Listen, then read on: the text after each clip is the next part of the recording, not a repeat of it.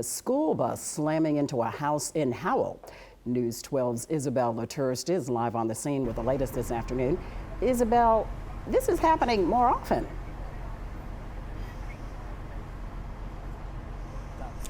Well, it certainly was a shock for the mother and children who were in the house this morning. Let's take a look here at this gaping hole in the home right here.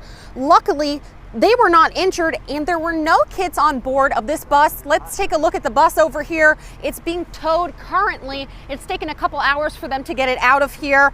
And we spoke with the neighbor who tells us exactly what happened just before 7:30 this morning.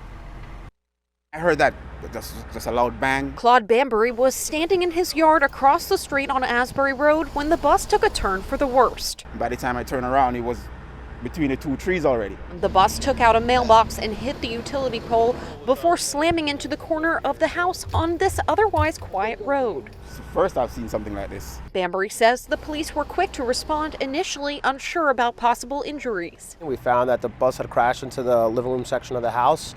There was no students on board. There were two young children and their mother inside the house. Howell Patrol Lieutenant Christian Antones says the 22-year-old driver was not seriously injured and reveals the possible cause of the crash. The driver of the bus appears to have fallen asleep and he'd suffered some facial injuries, but he was transported to the hospital and seems to be doing all right.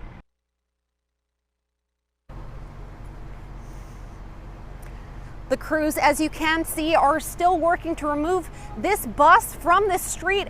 Again, this will come as a relief to the family that was inside this home, that there is now a bus not on the side of their home. There's still a gaping hole. Let's take a look at that again. That will definitely take some repairs, but at least there were only minor injuries and this will be able to be recovered. Live in Howell, Isabel Laturst, News 12, New Jersey.